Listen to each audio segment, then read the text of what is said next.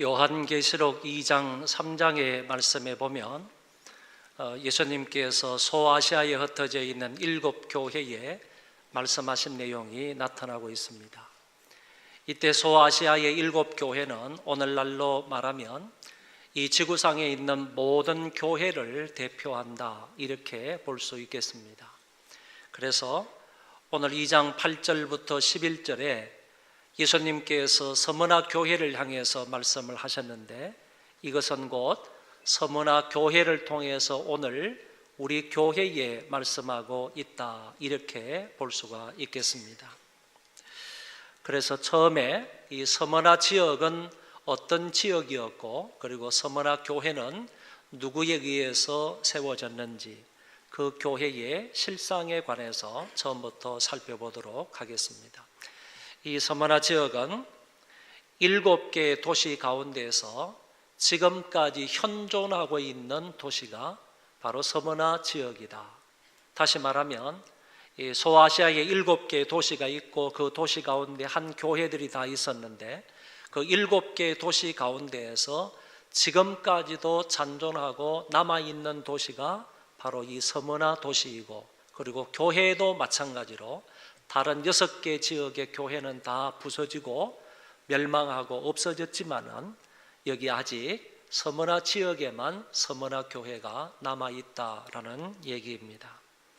이 서머나 지역을 현대어로 이즈밀이라 이렇게 말하고 있습니다. 그래서 지금은 서머나 지역, 서머나 도시 이렇게 부르는 것이 아니고 이즈밀 도시, 이즈밀이라고 부르고 있다는 것입니다. 그 사람들은 자기네 이 도시를 아시아 최고의 도시라고 말하고 유명한 호모의 고향이라고 자랑하고 있습니다. 정치, 경제, 문화적으로 상당히 우위를 점하고 있는 도시라 이렇게 자부심을 가지고 있습니다. 황제의 숭배로 유명한 도시가 서머나이고, 외부의 침략으로 인하여서 주전 600년경에 이 도시가 완전히 파괴가 되었습니다. 그러다가 300년 이후에 알렉산더가 이 지역을 점령함으로 알렉산더가 서머나 지역을 다시 재건하게 되는 것입니다. 뿐만 아니라 도미티안 황제 때에는 황제의 숭배를 하라고 칙령을 발표하고, 그 칙령의 영향을 가장 많이 받았던 곳이 서머나 도시였습니다. 여기에는 전체 인구 한 25만 명 정도 사는데, 그 가운데에서 3분의 1 정도가 유대인들인데, 바로 이 유대인들이 기독교를 그렇게 극심하게 박해를 했다는 겁니다. 박해의 한 면을 보면 주후 155년경에 서머나 교회의 목사님, 서머나 교회의 감독이었던 이 폴리갑이라는 사람이 순교를 당하게 됩니다. 단 한 가지 이유 때문에, 예수를 믿는다는 이유 때문에, 가이사를 황제를 주라고 칭하지 않는다는 이유 때문에 결국에 폴리갑은 화형을 당하게 됩니다. 그러면 이 지역에 교회가 세워지게 되는데, 그 서머나 교회는 언제 누구에 의해서 세워지느냐 하면은 사도행전 19장의 말씀에 보면 바울의 제3차 전도 여행 때 여기에 교회가 설립되는 것으로 생각이 됩니다. 이 교회를 향해서 오늘 주님께서 말씀하시기를 교회의 사자에게 편지하라라고 하셨습니다. 이 말은 예수님께서 사도 요한에게 계시를 보여주셨고, 사도 요한에게 하는 말이 네가 본 모든 것들을 이제 써서 기록을 해서 서머나 교회에 보내라 하는 말씀으로 이해할 수가 있겠습니다. 두 번째로 넘어가서 이 교회를 향해서 말씀하시는 그 주님은 어떤 분인가? 교회의 사자, 교회의 목사님에게 말씀하시는 주님은 어떤 분이라고 계시를 하셨는가? 처음이며 마지막이요 죽었다가 살아나시니라, 간단하게 이렇게 말씀을 하셨습니다. 여기 처음이며 마지막이다 하는 이 말은 알파와 오메가다, 그런 뜻입니다. 헬라어의 첫 번째 단어가 알파고 마지막 단어가 오메가, 여러분이 좋아하는 오메가 시계, 그 오메가인데 알파와 오메가다 하는 말이 처음과 마지막이다 라는 말입니다. 이 말은 요한계시록에만 4번이 사용이 되는데 오늘 본문과 1장과 2장과 22장에서 각각 한 번씩 사용이 되었습니다. 이 말의 뜻은 그리스도께서 처음이요 마지막이다 하는 이 말씀은 그리스도께서 모든 역사의 주관자가 되신다 이런 뜻을 가지고 있으며 뿐만 아니라 처음 이전에도 계셨고 마지막 이후에도 계신 분이기 때문에 그리스도는 영원하신 분이다 이런 뜻을 가지고 있는 말입니다. 그래서 예수님께서 서머나 교회를 향해서 말씀하실 때 내가 누구인가 라는 것을 스스로 밝히셨는데 나는 처음이요 마지막이다. 나는 세상 만사의 모든 것에 대한 주권자이고 뿐만 아니라 시작도 없고 끝도 없는 영원하신 분이다 하는 사실을 그들에게 말씀을 하신 것입니다. 당시 서머나 사람들은 자기의 도시를 아시아에서 첫 번째 가는 도시다, 제일 우수한 도시다, 제일 잘 돼 있는 도시다 이렇게 자기의 도시를 자랑했지만은 주님께서 그 도시의 사람들과 교회를 향해서 말씀하시기를 누가 처음이고 누가 마지막이냐, 그거는 바로 내가 처음이고 내가 마지막이다 라는 말씀을 하셨다는 것입니다. 그 다음에 예수님은 죽었다가 다시 살아나신 자다 이렇게 말씀하셨는데 이거는 우리가 잘 아는 대로 십자가와 부활에 관한 말씀입니다. 예수님은 우리 죄를 위해서 십자가에 죽으셨습니다. 아울러서 우리를 의롭다 하시기 위해서 죽은 자 가운데서 다시 살아나셨습니다. 이것을 통하여 저와 여러분들의 구원을 완성하신 것입니다. 예수님의 십자가와 부활이 없이는 우리가 구원을 받을 수가 없습니다. 그래서 예수님이 그 교회를 향해서 나는 죽었다가 다시 살아난 자이다 라고 말씀하신 것은 나는 구원을 완성한 자이다 하는 것을 말하고 있다, 그런 얘기입니다. 요한계시록 1장의 말씀에 보면 내가 전에 죽었었노라 볼지어다 이제 세세토록 살아있느니라 라고 말씀하셨습니다. 과거에 죽었던 사실을 분명히 말씀하시고 그리고 다시 살아난 것을 말씀하시면서 여기에서는 살아나고 나서 그 다음에 또 죽은 게 아니라 계속해서 살아있다 하는 사실을 말씀하고 있는 것입니다. 그 주님은 지금도 여전히 보좌 우편에서 살아계신 하나님이심을 믿습니다. 그래서 서머나 사람들은 그리스도인들의 현재의 삶의 고난과 핍박을 가하지만 그리스도는 저들의 미래적 삶을 보장하고 계신다 하는 말씀으로 이해할 수가 있는 겁니다. 예수님은 여전히 지금도 살아계셔서 당신의 백성들을 굳게 붙잡고 계심을 믿으시기 바랍니다. 결국 주님이 역사의 주관자요 우리의 구속주로 계시하신 것은 환난과 핍박 중에 있는 서머나 교회에 소망을 주시기 위해서 이렇게 말씀을 하셨다는 겁니다. 내가 역사의 주관자이다. 너희들이 역사 가운데에서 고난과 고통과 어려움을 당하고 있느냐? 내가 모든 역사를 주관하는 주인이다, 주관자다. 그리고 너희들이 구원 때문에 이런 것을 지킨다고, 믿음을 지킨다고 고생하고 있느냐? 내가 구속의 주다, 내가 구속주다.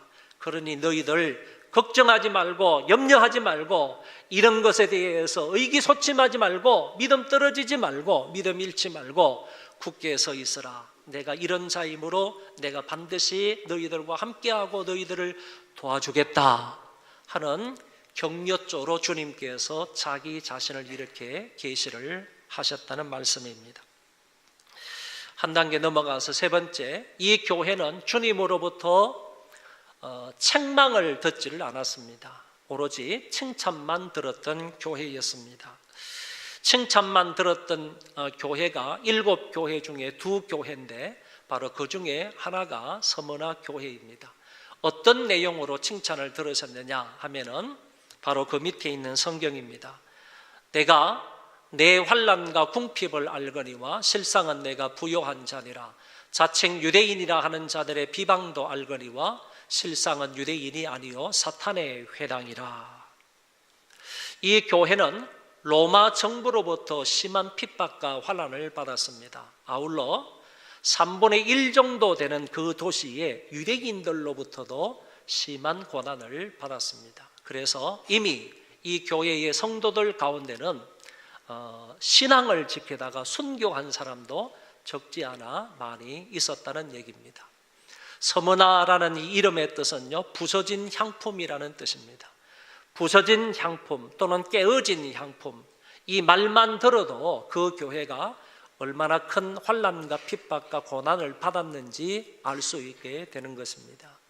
비록 환난과 핍박과 고난으로 인해서 그 교회 성도들이 깨어지고 부서지고 여러 가지로 피투성이가 된 그런 상태이기는 하지만은 오히려 그것을 통하여서 그리스도의 향기를 마음껏 뿜어내고 있다 하는 말씀의 의미가 되겠습니다. 주님이 서머나 교회의 환난과 궁핍을 안다고 말씀을 하셨습니다. 그리고 유대인의 비방도 내가 안다라고 말씀을 하셨습니다. 여기에 나오는 환난과 궁핍과 비방은 이렇게 설명할 수 있습니다. 환난은 무거운 물건 밑에서 눌려 있는 것을 환난이라고 말하는데, 지금 서머나 교회가 정말 무거운 짐에 눌려 있는 겁니다. 로마의 압제에서 눌려 있는 것이고, 그 다음에 로마의 핍박과 유대인들의 그 고난, 이런 것들을 통해서 억눌려 있는 그런 상태를 말해주고 있는 것입니다. 이 사람들은 자기들이 죄를 짓거나 자기들이 잘못해서 이런 고난을 받고 있는 것 아닙니다. 오로지 신앙 때문에 남들로부터 고통과 억압을 당하고 있다는 사실이고, 하나님의 말씀을 믿는다는 것, 예수 그리스도를 주로 고백하고 있다는 것, 이거 한 가지 이유 때문에 많은 외부로부터 고난을 받고 있다는 것입니다. 그 환난의 두 가지 국면이 바로 궁핍과 비방입니다. 기독교인들이 가정과 사회와 국가로부터 불이익을 당하고 있습니다. 심지어는 부동산과 재산을 몰수당하기도 합니다. 그렇기 때문에 믿는다고 하는 것은 곧 궁핍한 생활로 접어든다 하는 말과도 같은 것입니다. 아울러서 또 나쁜 말로, 특별히 유대인들로부터 나쁜 말로 비방을 받거나 모독을 당하게 되었습니다. 오로지 황제를 숭배하지 않는다는 이유, 그리스도를 주로 믿고 따른다는 이 이유 때문에 로마로부터 그리고 유대인들로부터 이런 고난과 수모를 당했다는 것입니다. 그런데 이 가운데서 중요한 것은 주님은 그들이 당하는, 교회가 당하는 환난과 궁핍과 비방을 다 알고 계신다고 말씀하신 것입니다. 예수님은 삼라만상 모든 것들을 다 알고 계시는 분입니다. 그분께서 서머나 교회의 고난도 알고 있다고 친히 말씀을 하셨습니다. 저들의 모든 상황을 다 보고 계시다가 고난 중에 인내하는 자들에게는 상을 베풀 것이지만은 비방과 환난을 가하는 자들에게는 주님께서 반드시 그들을 벌하고 마실 것입니다. 그러므로 우리는 하나님이 모든 것을 합력하여 선을 이루실 줄로 믿고 어떤 고난과 환난과 핍박 중에라도 소망 중에 인내할 수 있기를 바랍니다. 예수님이 말씀하셨습니다. 실제적으로는 그 사람들이 가난하고 궁핍한 생활을 하지만은, 그러나 주님이 말씀하시기를 너희들은 영적으로 참 부유한 자들이다, 이렇게 말씀하셨습니다. 마치 바울이 고린도 교회를 향해서 이렇게 말씀하신 것처럼 주님도 그 교회를 향해서 이렇게 말씀하셨습니다. 근심하는 자 같으나 항상 기뻐하고, 가난한 자 같으나 많은 사람을 부유하게 하고, 아무것도 없는 자 같으나 모든 것을 가진 자로다. 예수님께서 그 서머나 교회를 볼 때에 현실적으로는 환난으로 인해서 큰 궁핍 속에 있지만은, 그러나 주님께서 보실 때에는 영적으로 부유한 자다, 모든 것을 다 가진 자다, 이렇게 말씀하고 있다는 것입니다. 또한 서머나 교회를 비방하는 저 유대인들을 향해서는 저 사람들은 유대인이 아니라 사탄의 회당이다라고 하셨습니다. 사탄의 회당이다 하는 말은 거룩한 하나님의 백성의 모임이 아니다라는 말이고, 저들은 적대자들이고 교회와 복음을 방해하는 자들이다, 이런 뜻을 가지고 있는 말입니다. 그래서 이 부분에서 저와 여러분들이 한 가지 기억을 하실 것은요, 비록 우리가 이 세상을 살아갈 때 사람들로부터는 사람들이 나를 아무도 몰라준다 할지라도 주님께서 내 사정과 형편을 알아주시면 된다. 사람에게서 인정을 받지 못한다 할지라도 주님만이 나를 인정하시면 된다. 사람들로부터 내가 칭찬을 받지 못한다 할지라도 나를 칭찬해 주실 분이 주님이다. 주님이 나를 칭찬하시면 된다. 이런 믿음과 이런 태도로 신앙생활을 할 수 있으면 좋겠습니다. 네 번째는 이 교회를 향한 주님의 권면의 말씀이 나타나고 있습니다. 10절의 말씀이 본문의 핵심이기 때문에 다 같이 한번 읽어보도록 하겠습니다. 너는 장차 받을 고난을 두려워하지 말라. 볼지어다 마귀가 장차 너희 가운데에서 몇 사람을 옥에 던져 시험을 받게 하리니 너희가 10일 동안 환난을 받으리라. 내가 죽도록 충성하라. 그리하면 내가 생명의 관을 내게 주리라. 아멘. 서머나 교회는 지금까지도 환난과 핍박과 고난을 받아왔습니다. 그런데 주님께서 이어서 말씀하시기를 지금까지도 받았으나 앞으로도 이 교회는 고난을 받을 것이라고 말씀하고 있다는 것입니다. 이런 면들을 보면 신자들에게는 고난이 끊어질 날이 없다 하는 사실을 알게 됩니다. 우리가 만약에 적당히 세상과 타협하게 된다면 세상으로부터 미움과 고난을 당할 이유가 없는 것입니다. 적당하게 황제 숭배도 하고 적당하게 그 앞에서 무릎 꿇고 절하기도 하고 세상 사람들과 타협을 해서 적당하게 살아간다면 세상으로부터 고난을 당할 이유가 하나도 없는 것입니다. 그런데 문제는 우리가 그 사람들과 적당히 타협해서 사는 것이 아니라 오로지 하나님의 말씀을 중심으로 해서, 다른 것은 신이 아니고 다른 것은 주가 아니라, 다른 것은 구속주가 아니라 예수 그리스도만이 참신이시고 그리스도만이 우리의 구속주이다라는 사실을 믿고 살아가기 때문에, 그것을 입으로 시인하고 입으로 고백하며 살기 때문에 세상으로부터 이런 고난을 받고 산다는 얘기입니다.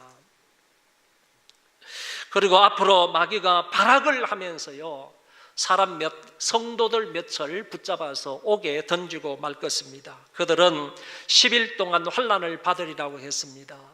이 10일 동안 환난을 받는다, 이 말씀이 무슨 뜻인지 학자들의 견해가 분분합니다. 그러나 가장 건전한 해석은 이런 해석입니다.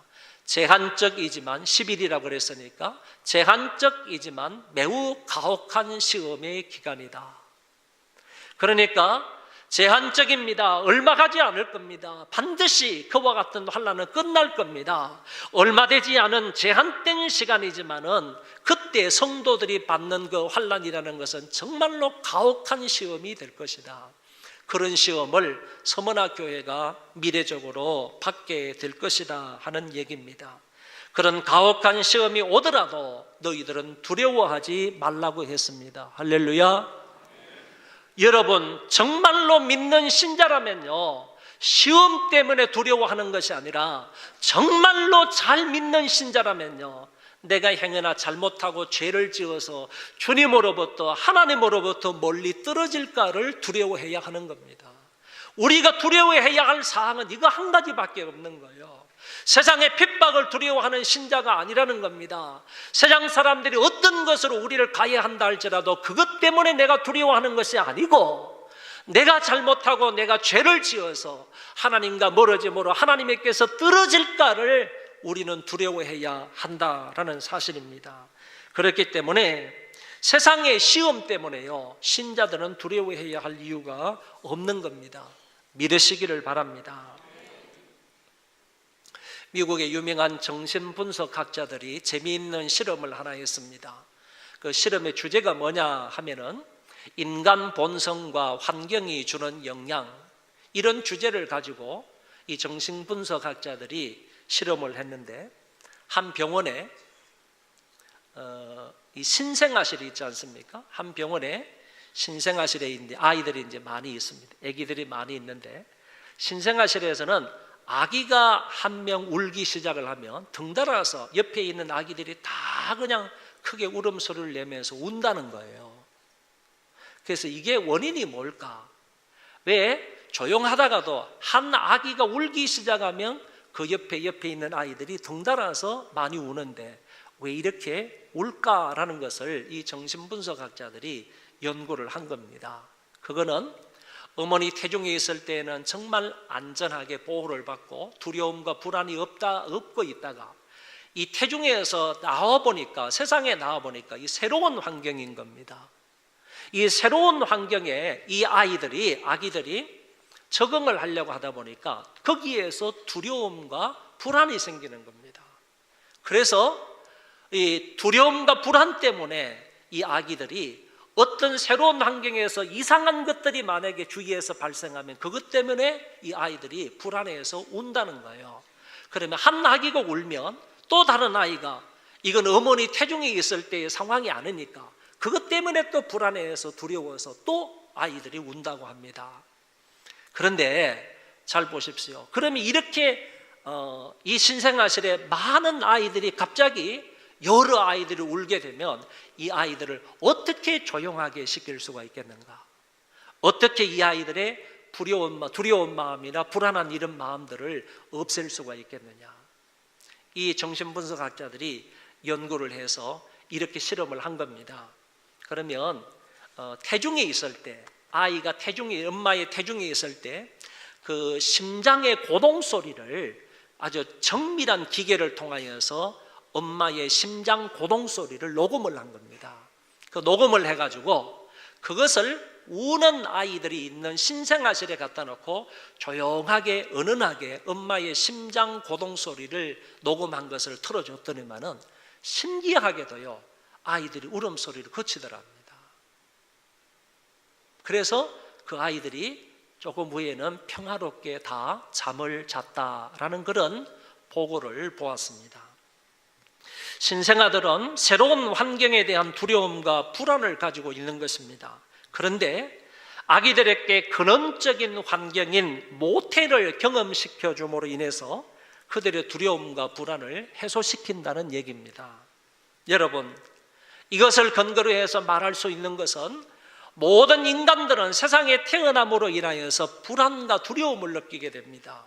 특별히 신자들이 외부로부터 심한 환난과 고통과 핍박을 당하게 되면 그것 때문에 두려움과 고통을 다 느낀다는 겁니다. 그때 그 두려움과 그 어떤 그 공포, 두려움과 불안들을 어떻게 극복해 나갈 수 있는가 하면은 만물의 제일 근원이 되시고 원인이 되시는 하나님께로 돌아가면 된다는 겁니다.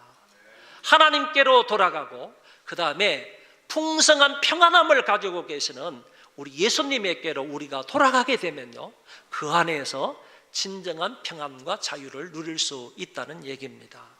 세상에서의 두려움과 불안은 그 안에서만, 만물의 근원이 되시는 하나님 안에 돌아갈 때만, 주님 안에 거하고 주님 안에 머물러 있을 때만 그런 불안과 두려움을 극복할 수 있다는 것입니다. 세상에서 아무리 큰 환난이 있더라도 여러분은 주 안에 있는 자이므로, 우리가 하나님 안에 있는 사람들이므로 두려워하지 않기를 바랍니다. 또한 주님이 이렇게 말씀하십니다. 그래도 너는 죽도록 충성하라. 여기 가혹한 시험이 온다 할지라도, 그와 같은 10일 동안 가혹한 환난의 그런 바람이 불더라도 그 가운데에서도 너희들은 죽도록 충성하라 하는 말씀을 하셨습니다. 이 죽도록 충성하라 하는 이 말은 시간적인 측면에서 볼 때 죽기까지 충성하라는 말씀이고, 그리고 정도의 측면에서 말할 때에는 죽을 힘을 다해서 충성하라 이런 말이고, 뿐만 아니라 상황의 측면에서 본다면 죽음이 직면할 때까지 충성해라 하는 말입니다. 죽음에 직면할 때까지 충성하라 이 말을 다른 말로 하면 죽음이 내 앞에 다가올지라도 그 가운데에서도 충성해라 하는 말씀으로 해석할 수가 있겠습니다. 아까도 말씀을 드린 것처럼 서머나 교회의 감독, 서머나 교회의 목사님이셨던 이 폴리갑은 86세에 산채로 화형을 당했습니다. 많은 사람들이 잡아다가 이 사람을 회유했습니다. 한 번만 해라, 한 번만 해라. 가이사가 나의 주인이다. 가이사가 나의 주님이다. 이 말 한 번만 해라, 한 번만 해라. 예수가 나의 주다 이 사실을 부인하라는 말은 아니다. 부인하라는 말이 아니고 가이사가 나의 주인이다 이 한마디만 해라. 이렇게 많은 사람들이 창이나 칼을 가지고 덤비면서 그 사람에게 얘기를 했지만 폴리갑은 전혀 요동하지 않았습니다. 86년 동안 주님은 나를 한 번도 모른다고 말씀하지 않으셨는데 내가 어찌 그 주님을 부인할 수 있겠는가? 86년 동안 주님은 나를 한 번도 모른다고 하지 않으셨는데 내가 어떻게 그 주님을 부인할 수가 있겠느냐? 주님은 여전히 나의 주인이십니다 라는 고백을 하면서 스스로 걸어서 활활 타오르는 그 장닭더미 속으로 들어간 거예요. 거기에서 화형을 당하고 말았습니다. 그런데 중요한 거는요, 이 폴리갑 목사님이 그 교회에서 12번째 선교자라는 거예요. 12번째. 지금까지 그 교회에서 많은 선교자가 이미 나왔습니다. 12번째 폴리갑 목사님이 순교를 당했습니다. 그러면 생각해 보십시오. 많은 교인들, 우리가 만약에 서머나 교회 성도들이라고 하면 많은 성도들이 생각하지 않겠습니까? 다음은 누구 차례냐? 다음 어떤 사람이 어떤 모습으로 선교를 할 건가? 이거 생각하지 않겠습니까? 여기 앉아 계신 장로님들부터 목사님이 이번에 선교를 하셨으니까 다음 차례는 우린가? 그러면 죽음이 장로님들 앞으로 다가오는 것 아닙니까? 죽음이 장로님들 앞으로 다가오는데, 죽음이 내 앞으로 다가오는데 그럼에도 불구하고 신앙을 지키라 이런 얘기입니다. 죽음이 나에게 다가온다 할지라도, 여기 죽음에 직면할지라도 너희들은 끝까지 믿음을 지켜라 하는 것을 주님께서 말씀을 하고 계시는 겁니다. 그러므로 신자는요, 환난과 어려움이 있다고 해서 신앙을 포기하는 자들이 아닙니다. 불충하는 자들이 아닙니다. 또 뿐만 아니라 환난과 시련 앞에서 배신하는 자들이 아니다라는 얘기입니다. 지금은 우리나라에서 사는 사람들은 신앙 때문에, 교회를 다닌다는 이유 때문에 그렇게 환난과 핍박과 고난을 받는 사람이 많지 않습니다. 그런데 아직도요, 지금도 공산권에 있는 사람이나 이슬람권에 있는 사람이나 힌두교권, 또 심지어는 불교권에 있는 사람들이 신앙 때문에 얼마나 많은 고난을 당하는지 모릅니다. 예수 믿는 것 때문에 가정에서 쫓겨나고, 예수 믿는 것 때문에 직장에서도 파면당하고, 예수 믿는 것 때문에 감옥에 가는 사람도 있고요, 예수 믿는 사람 때문에, 예수 믿는다는 이유 때문에 나아가서요 심한 강제 노동을 하는 사람도 부지기수로 많습니다. 여러분, 우리가 잘 알고 있는 것처럼 지난번에 우리도 그분의 사진을 넣고 우리도 하루속히 이 북한의 권세에서 빨리 풀려나기를 위해서 기도했던 목사님이 있었잖아요. 임현수 목사님, 저희 교단의 목사님이신데 이분이 카나다 분이에요. 국적이 카나다 분이에요. 그런데 그 국적, 카나다 국적을 가지고 북한에 가서 선교를 하다가 북한에 잡혀서 억류되어서 1년 반 동안은 감옥 생활을 했잖아요. 사형 선고를 받은 사람이에요. 나중에는 무기소가 되었어요. 그런데 그 감옥 생활에서 1년 6개월 동안 정말로 엄청난 강제 노동을 했다는 거예요. 엄청난 강제 노동을 했다는 거예요. 그런데 그 무기소 그 사람이 살아났다니까요. 그 가운데서 풀려났잖아요. 우리가 뉴스를 통해서 잘 알잖아요.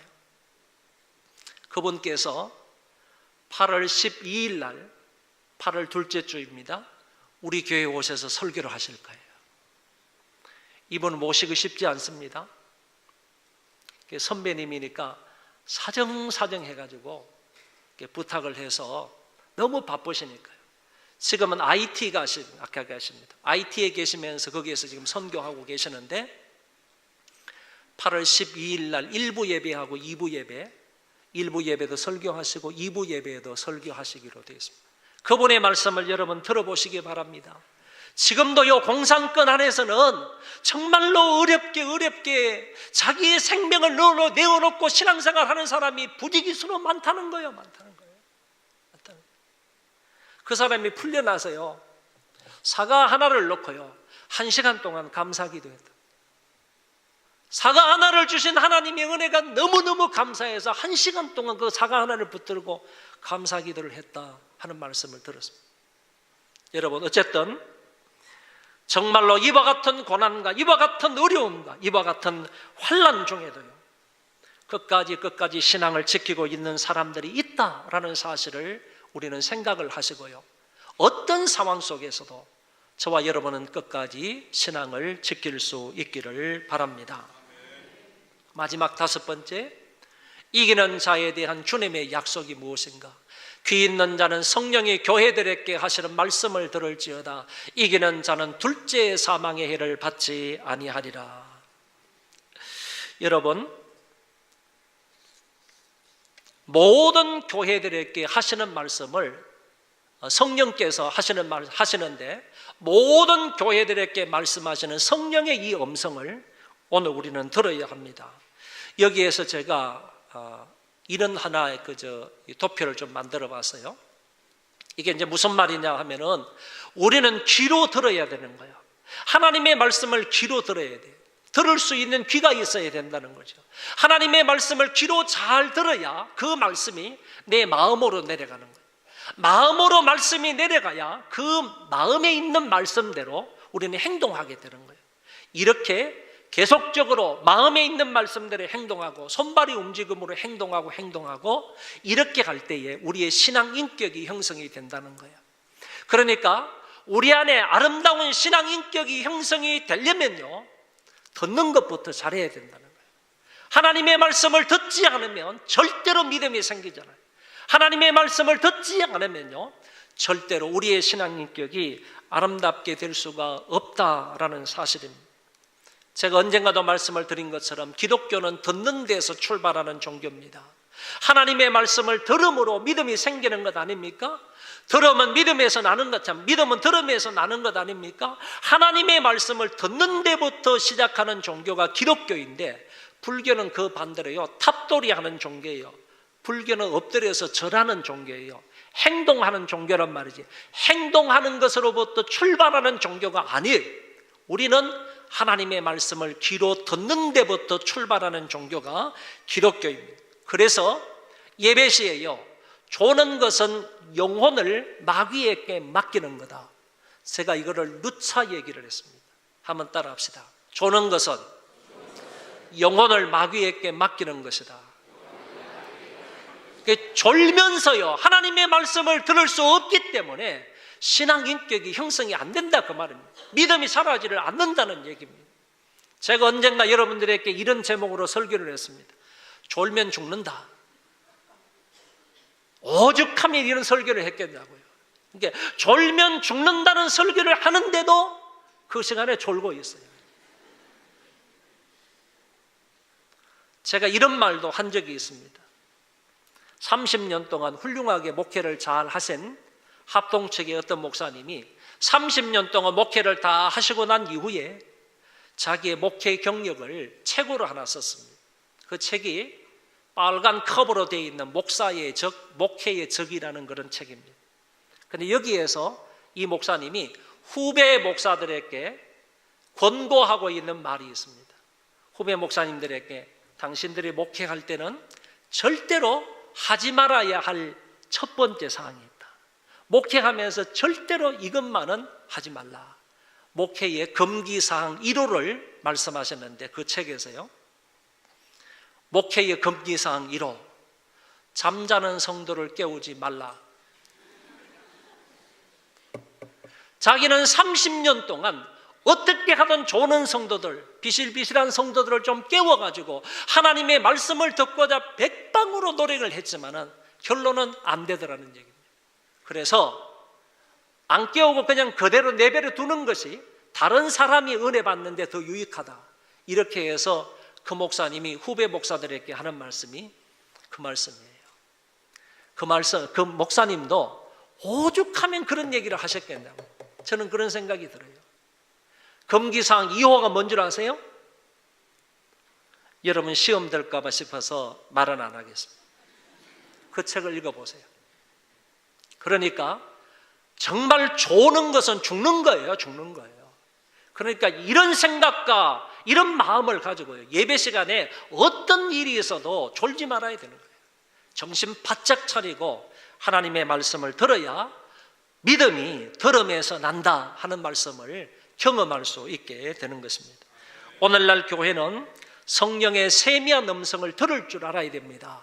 그래야만이 내가 살고 교회가 산다 하는 사실을 기억하시기를 바랍니다. 여기에서 이기는 자는 둘째 사망의 해를 받지 아니하리라 라고 하셨는데, 여기 둘째 사망이 있는 것을 보니까 첫째 사망도 있지 않겠습니까? 첫째 사망이 뭐냐라고 하면 이거는 인간의 육체와 영혼이 분리되는 것을 첫째 사망이라고 하는 겁니다. 여러분, 우리가 목숨이 끊어지면 육체와 영혼이 분리되는 것이거든요. 육체는 남았다가 땅으로 들어가서 한 줌 흙으로 사라지지만은 그 영혼은 하늘로 올라가는 거예요. 영혼은 항상 불멸이니까 영혼은 올라가요. 이렇게 육체와 영혼이 분리되는 것을 첫째 사망이라고 하는데, 이 첫째 사망은 모든 사람들에게 한 번 정하신 바다라고 성경은 말씀하고 있어요. 그래서 이 세상에 태어나는 모든 사람은 첫째 사망을 다 당하여야만 하는 거예요. 둘째 사망은 뭐냐 하면은 이거는 마귀와 함께 영원한 지옥에 가는 것을 둘째 사망이라고 하는 거예요. 영원한 불못에 들어가는 것, 지옥에 들어가는 것을 성경은 둘째 사망이다 이렇게 말하고 있습니다. 단적으로 말하면요, 영혼과 육체의 분리를 첫째 사망이라고 말하고 하나님과 영원한 분리를 둘째 사망이라고 말하고 있는데, 이기는 사람은요, 정말 고난 중에도 환난 중에도 믿음을 잘 끝까지 지키는 그런 사람을 이기는 사람인데, 그리고 그렇게 신앙생활을 하다가 혹시 순교를 하더라도 그 순교 자체도 이기는 자가 되는 것인데, 그렇게 이기는 사람은 요 둘째 사망의 해를 받지 않게 하나님께서 하시겠다는 그런 말씀입니다. 하나님과 영원히 분리되지 아니하고 영원한 저주스러운 곳에 가지 않게 하시겠다라고 말씀을 하셨습니다. 이 세상에 있는 모든 사람을 두 부류로 나누면 이렇습니다. 한 번 태어나서 두 번 죽는 사람이 있고, 두 번 태어나서 한 번 죽는 사람이 있습니다. 한 번 태어나서 두 번 죽는 사람은, 이 사람은 불신자들입니다. 그러나 반대로 두 번 태어나서 한 번 죽는 사람은, 이 사람은 참된 신자인 것입니다. 두 번 태어난다는 것은 우리가 엄마 뱃속에서 한 번 태어나게 되는 것이고요, 예수 그리스도를 믿음으로 말미암아 영어로 born again 한다 그러지 않습니까? 거듭난다 그러지 않습니까? 그러니까 그걸 통해서 한 번 더 태어나는 거예요. 두 번 태어나는 사람은 영육의 분리 한 번만 사망을 경험하지만은 영원한 사망인 그 불못에는 들어가지 않는다, 이렇게 말씀을 드릴 수가 있겠습니다. 결론입니다. 상당히 무덥습니다. 그래서 제가 가급적이면 이 여름철에는 예배를 좀 줄이고 설교도 좀 줄여서 빨리 끝나려고 좀 생각을 하고 있어요. 빨리 끝나라고 여기서 막 뭐라. 자, 오늘도 주님은요, 죽도록 충성하라고 말씀을 하십니다. 이 충성이라는 것은요, 변하지 않는 것입니다. 이게 충성이라는 것은 끝까지 하는 것입니다. 충성은 시종일관하는 것입니다. 죽을 때까지 믿음을 지키는 것이고요, 이 충성은 했다가 안 했다가 하는 것이 아닙니다. 언젠가는 저와 여러분이요, 충성을 하고 싶어도 할 수 없는 날이 올 것입니다. 우리의 건강이 사라진다든지, 우리가 가지고 있는 재물이 사라진다든지, 내가 가지고 있는 지혜와 지식이 사라진다든지, 또는 갑자기 내가 이 세상을 떠나게 된다든지. 여러분, 갑자기 내가 이 세상을 떠날지 그건 아무도 모르는 거예요. 아무리 젊은 사람이라도 내일 미래의 내 생명을 장담할 자가 누가 있겠습니까? 아무도 없는 겁니다. 그때가 되면 하고 싶어도 충성을 못한다는 거예요. 못한다는 거예요. 충성을 하고 싶어도 해야 되겠다라는 마음이 있어도요, 할 수 없을 때가 있는 줄 아시고 지금 주어진 환경 속에서 하나님께서 맡겨주신 귀한 일에 충성을 다하라, 그런 말씀입니다. 여러분, 힘에 버거운 일이 있다 할지라도요, 맡겨진 일 때문에 원망 불평하지 마시고 하나님께 기도함으로, 하나님이 기도하시면, 하나님께 기도하면 하나님이 힘과 능력과 지혜를 주셔서 능히 그 버거운 일이라 할지라도 능히 감당하게 하실 줄 믿습니다. 고난 중에서 충성을 다하시면 주님께서 생명의 면류관을 주시고 뿐만 아니라 둘째 사망의 해를 받지 않게 하시겠다고 했습니다. 현재의 고난은 장차 우리에게 나타날 영광과 좋게 비교할 수 없음을 믿으시기를 바랍니다. 소망교회 모든 가족들은 끝까지 충성을 다하시고요, 죽을 힘을 다해서 충성을 하심으로 주 앞에 섰을 때 생명의 면류관을 다 받아 쓰는 여러분들이 되시기를 바랍니다. 되기를 축원합니다. 기도하겠습니다.